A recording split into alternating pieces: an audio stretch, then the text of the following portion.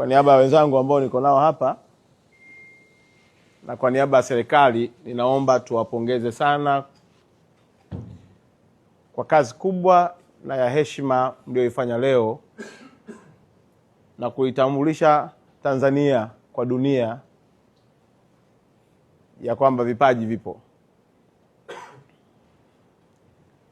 Ukiniuliza mimi leo kwamba nani mshindi, nitakwambia mshindi ni Tanzania. Na imani hata Watanzania waliokuwa wanatazama mpira wanajua mshindi ni nani? Tanzania.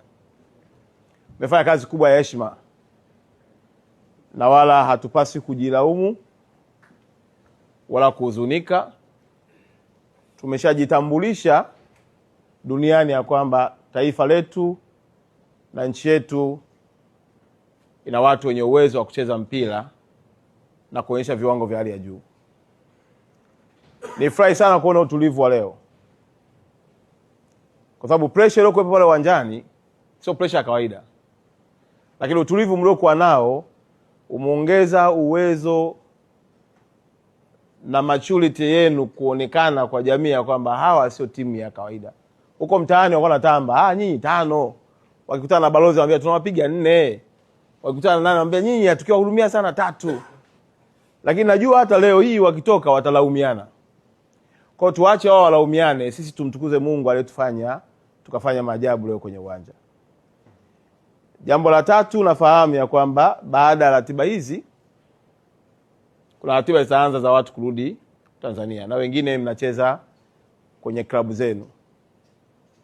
Lakini ziko salamu za Mheshimiwa Rais ambazo zitafika ndani ya hizi siku chache zilizoko mbele yetu, na nyinyi mtapata nafasi ya kumuona mwenyewe akiwashukuru na kuwapongeza kwa kazi kubwa aliyoifanya.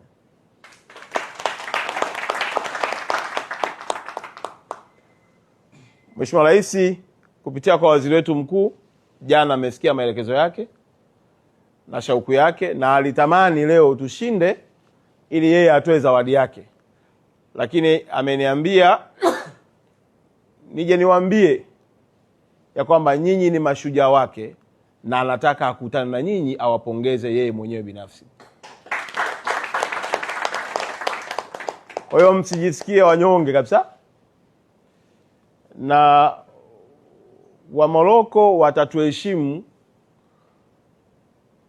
na hawatarudia tena kuamini ya kwamba ni timu wanaweza kucheza nao kwa namna walivyokuwa naifikiria. Kwa hiyo mimi tutawasiliana na rais wetu wa TFF. Bahati nzuri tuko na balozi Dr. Dau hapa, tuko na kakaangu ambaye ni mbobezi kabisa wa michezo na waziri wetu mstaafu kakaangu Ndumbaru na mbunge, lakini pia balozi wetu wa hapa, kiongozi wetu wa kambi. Kwa ufupi ni kwamba mmetupa heshima